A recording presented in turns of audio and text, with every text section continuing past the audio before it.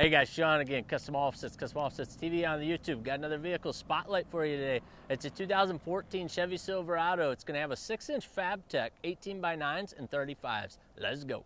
Trucks decked out, rolling through the wood and it flexed out. Rims so big and the windows black, got the knob all lit up, double chromed out stacks. Yeah, we love to get them dirty, but still they so clean. Custom Offsets, Team Stance is the genie. I'm top of it now, we ain't never gon' fade. So you better get ready, we're taking over the game.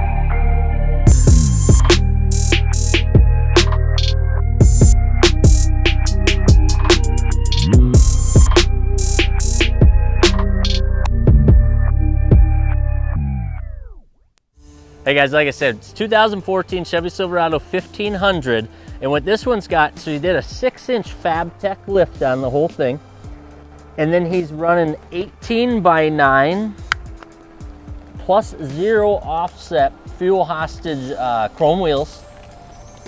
So 9 wide, 0 offset. It's about a 2-inch lip. That pretty much usually runs right around 2 inches as far as the lip size. And I don't think he's putting any protection on these. This is the one that we're trying to come out with a product to help out. We're testing a bunch of stuff right now to try to protect these wheels, because to run chrome without something protecting them in the winter is actually super dangerous, because the chemicals and stuff are just going to eat away at this stuff and try to eat at that chrome coating, plating. So what he did for tires are the 35 12.5 Toyo Open Country AT2 Extreme. So you'll see it's an AT, but it has all sorts of lug to it. I mean, it's an aggressive tire, and then it's got the siping all along. This is probably one of my favorite tires as far as snow, water, and a year-round, all-around tire. Whenever somebody says, you know, I want the best tire that you guys have for everything, but I do a lot of miles, or like a work vehicle like this is the one that I always guide them to, which is the Open Country AT2.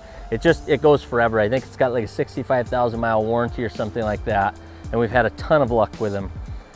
So, the other thing with the suspension on this one I wanted to show you guys is we put in a full airbag system.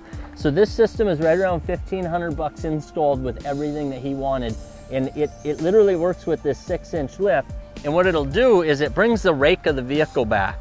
So he can now still haul and tow with it. So if he were to add a bunch of weight to the back of the truck or start towing, it's gonna drop the level, and it's gonna tell the system to go ahead and engage, and it's gonna fill those airbags up and bring it back up to the set ride height.